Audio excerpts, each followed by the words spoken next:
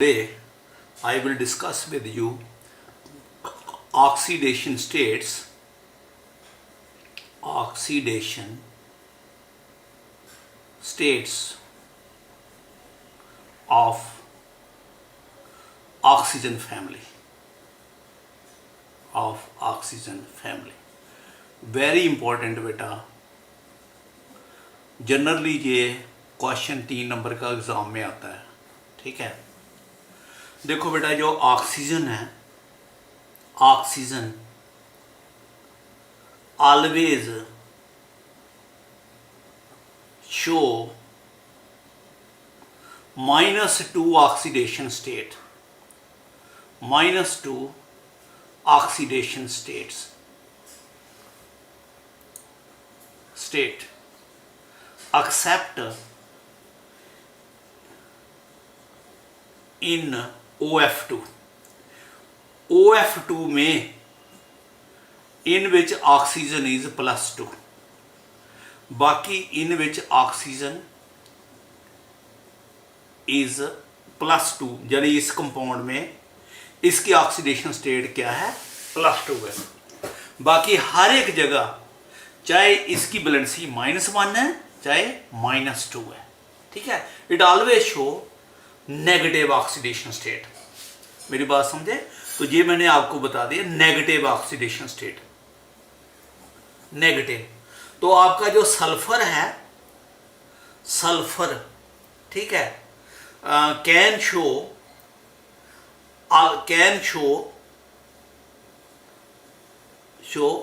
Positive as well as negative oxidation state, negative oxidation states. ठीक है बेटा, ठीक है। और जो सल्फर भी आपका -2 दिखाता है। ठीक है, the tendency for -2 oxidation states,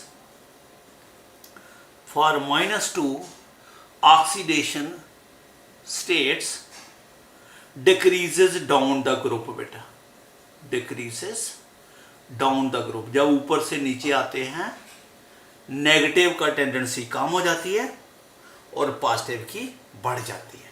now positive oxidation state, positive oxidation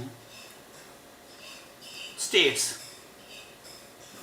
oxidation states, oxygen shows +2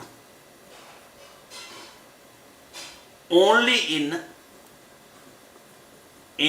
OF2। ठीक है, OF2 में क्यों भला? क्योंकि जो फ्लोरीन है इसकी इलेक्ट्रोनेगेटिविटी हायर है देन द ऑक्सीजन, तो इसकी वजह से ये -1 हो गया, -1 हो गया और ये क्या हो गया, +2। ठीक है, तो जो अदर्स मेंबर जो हैं, sulphur and others, sulphur and others, other show +2 +4 and +6 oxidation states, यानी कि वो हायर ऑक्सीडेशन स्टेट भी दिखाते हैं, +4 भी +6 भी। ऑक्सीजन नहीं बताता है, ऑक्सीजन कैन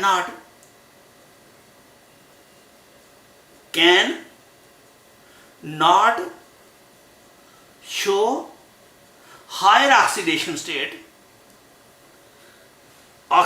स्टेट। पता है आपको क्यों नहीं? बिकॉज ऑफ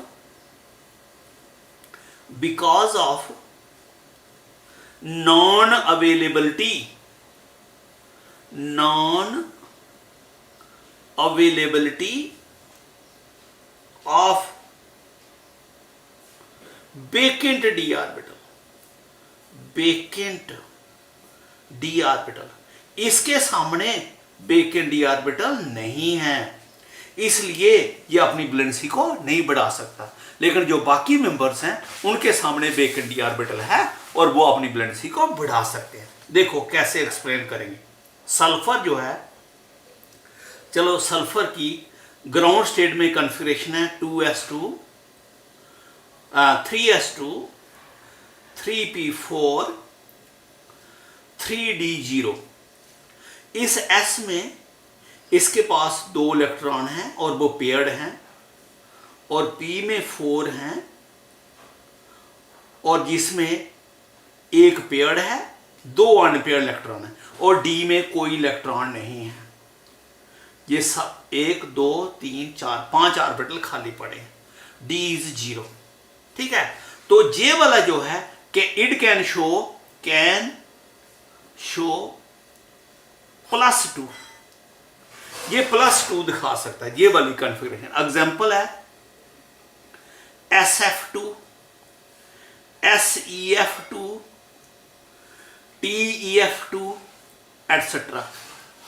ठीक है, ये ऑक्सीजन भी, सल्फर भी, सेलेनियम भी, टेल्यूरियम भी, ये +2 दिखा सकते हैं because they have 2 unpaired electron in the. Now इसको हम कहते हैं ग्राउंड स्टेट।